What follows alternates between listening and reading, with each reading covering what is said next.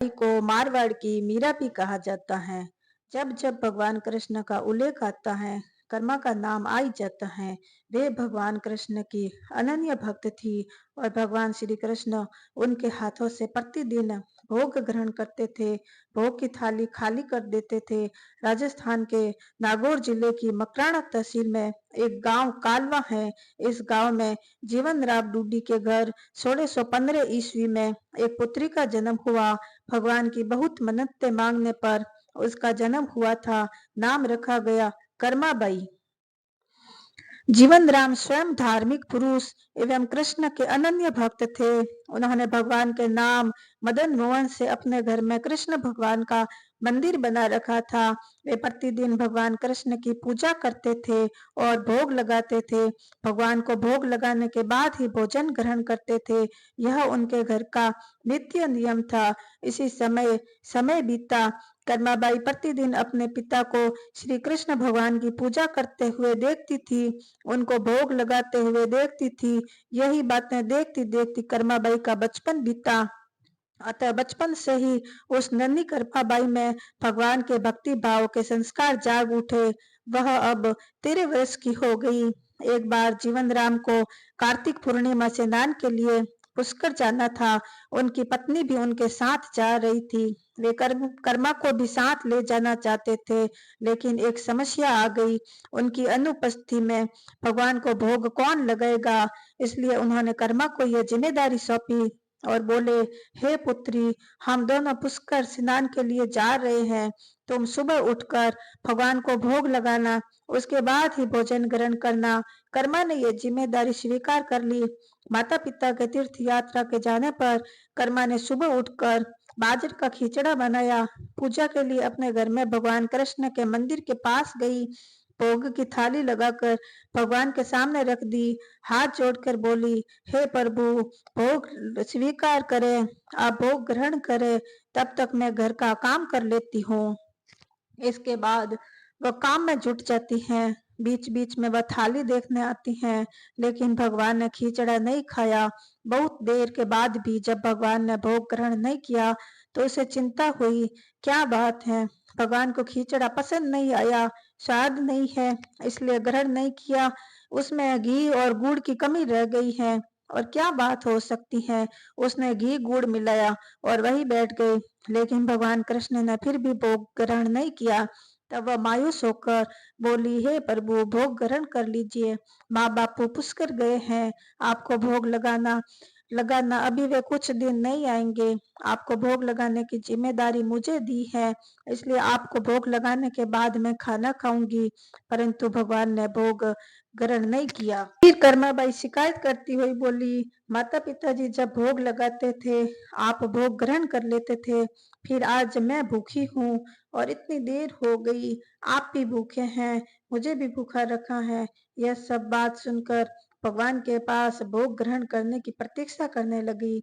परंतु यह क्या, अब तो सुबह से दोपहर हो गई, दोपहर से शाम हो गई। भूखी कर्मा रुआसी हो गई, दुखी हुई, रोते हुए बोली, हे भगवान, आप भोग ग्रहण कर लीजिए, अन्यथा मैं भूखी रह जाऊंगी, आप भी भूखे रहेंगे। तभी भगवान के मूर्ति से आवाज आई कि हे कर्मा, तुमने पट तो बंद किए ही नहीं, पट बंद करो, मैं भोग जरूर ग्रहण करूंगा। भगवान श्री कृष्ण ने खिचड़े का भोग ग्रहण किया। थाली पूरी खाली कर दी। कर्मा ने पलट कर देखा तो भोग की थाली में भोग नहीं बचा। तब कर्माबाई बोली, भगवान, इतनी सी बात थी तो पहले बता देते, खुद भी भूखे रहे, मुझे भी भूखी रखा। इसके बाद कर्मा ने खिचड़ा खाया। अब तो प्रतिदिन कर्मा खिचड़ा बनाती और भगवान भोग ग्रहण करते। इसी बीच उसे लगने लगा कि उसे सबसे पहले भगवान को भोग लगा देना चाहिए। क्या पता उन्हें जल्दी भूख लग जाती हो। साफ सफाई, नहाने धोने के कारण भगवान के भोग में देरी हो जाती है। फिर वह सबसे पहले उठकर भोग बनाती, प्रभु को भोग लगाती, फिर अपने दिन भर के लिए काम करती। कुछ दिनों बाद उसके माता पिता तीर्थ से लौट आए। आते ही पिता ने अपनी लाडली पुत्री से पूछा, पुत्री, तुमने किसी दिन भगवान को भूखा तो नहीं रखा? कर्मा बोली, नहीं पिताजी, मैंने भगवान जी को प्रतिदिन भोग लगाया। फिर जब मैं रसोई में गई तो देखा कि गुड़ का मटका पूरा खाली है, अब खाली कैसे हो गया? उन्होंने कर्मा को बुलाया, पूछा, पुत्री गुड़ कहाँ है? कर्मा ने बताया, रोज भगवान कृष्ण उसके पास आते और खींचड़े का भोग ग्रहण करते। खींचड़े में कहीं मिठास कम न हो जाए, इसलिए वह खींचड़े में गुड़ ज्यादा डाल देती थी। उसने पहले दिन हुई परेशानी के बारे में भी बताया। कर्मा ने कहा, भगवान ने बहुत समय तक भोजन नहीं किया। भोग फिर पट बंद करने पर उन्होंने भोग ग्रहण किया। यह बात सुनकर माता पिता आश्चर्यचकित हो गए। वे जिन ईश्वर के आशीर्वाद हेतु इतने दूर तीर्थ पर गए थे, जिन्हें पाने के लिए लोग न जाने क्या क्या करते हैं, उन्हें कहाँ कहाँ ढूंढते हैं, वे भगवान उनकी बेटी के हाथ से उनके घर में खिचड़ा खाने आते हैं। यह बात कैसे संभव है? उन्हें चिंता हुई, कहीं उनकी बेटी बावली तो नहीं हो गई। ये सोचकर क्या पता कर्मा ने गुड़ खुद ही खा लिया है। इस पर कर्मा ने कहा, अगर आपको विश्वास नहीं है तो कल देख लीजिए, मैं भगवान को भोग लगाऊंगी। माँ बाप रात को सो नहीं पाए। दूसरे दिन कर्मा ने खिचड़ा बनाया, मंदिर में भोग की थाली रखी और पट बंद कर दिए और बोले, हे भगवान, ये मेरे माता पिता मेरी बात पर विश्वास नहीं कर रहे हैं। मैंने आपको खिचड़े का भोग लगाया है, अब आप भोग खाकर स्वयं सिद्ध कीजिए। भक्त की पुकार सुनकर भगवान को तो आना ही था और कान्हा खिचड़ी खाने आ गए। जब पट खुला तो जीवन राम उनकी पत्नी को बड़ा ही आश्चर्य हुआ। भोग की थाली में भोग बचा ही नहीं। कर्माबाई का जीवन प्रतिदिन भगवान के भोग लगाने में बीतने लगा।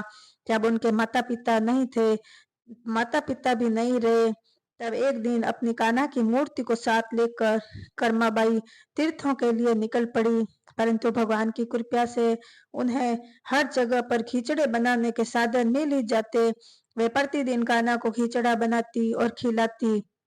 तीर्थ यात्रा करते करते देवी कर्माबाई जगन्नाथपुरी में पहुंची और वहीं रहने का मन बना लिया। भगवान को रोज खिचड़े का भोग लगाती, पट बंद करती और भगवान भोजन ग्रहण करते। जिस दिन उन्होंने पहली बार जगन्नाथपुरी में खिचड़ा बनाया, उसी दिन उनके घर एक बालक आया। उसने कहा, माता जी, घी की बड़ी अच्छी सुगंध आ रही है, क्या भोजन बचा है? देवी कर्मा ने कहा, हाँ बालक, भोजन बचा है, मैं तुम्हें देती हूँ। यह कहकर देवी कर्मा ने उस बालक के लिए खिचड़ा लगा दिया। बालक ने पूरे मन से स्वाद लेकर खिचड़ा खाया। देवी कर्मा को यह देखकर सुख की अनुभूति हुई। उस बालक ने खिचड़ा खाते खाते पूछा, माता जी, क्या मैं कल आ जाऊं और खिचड़ा खिलाऊंगी?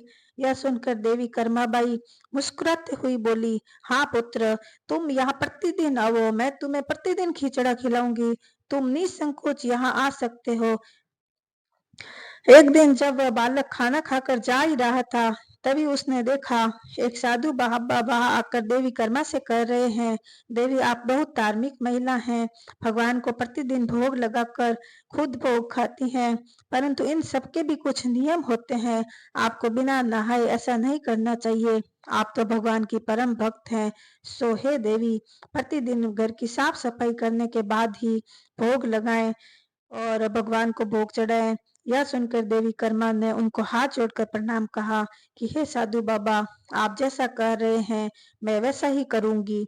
साधु बाबा वहां से चले गए। अगले दिन देवी कर्मा ने साफ सफाई कर नहा धोकर भोग बनाने लगी, परंतु अब भोग लगाने में देरी हो जाती। जब तक भोग नहीं लगता, उस बालक को भोजन नहीं मिलता। बालक आकर माता से कहता, माता देरी हो गई है, भूख लगी है, भोजन दे दो। माता कहती, थोड़ी देर रुक जा, मैं दे रही हूँ। बालक जल्दी जल्दी भोजन करता। कुछ दिन ऐसे ही बीते, परंतु यह कौन जानता था, यह बालक साक्षात भगवान जगन्नाथ है, जो प्रतिदिन बालक का रूप कर कर्माबाई के घर आता है और भर पेट के खिचड़े का भोग खाता है। और खिचड़ा एक दिन पुजारी जी ने देखा और मन ही मन मुस्कुराए और बोले, हे प्रभु, आपकी लीला अपरंपार है, जाने किस भक्त के यहाँ जाकर आप खिचड़ा खाकर आते हैं। फिर पूजा अर्चना हुई, दिन बीता, रात्रि हुई। रात्रि को पुजारी जी के सपने में भगवान जगन्नाथ आए और उन्होंने पुजारी से कहा, हे भक्त, तुमने सही पहचाना, मैं अपनी एक अनन्य भक्त कर्माबाई के यहाँ प्रतिदिन उनके हाथ का खिचड़ा खाने जाता हूँ।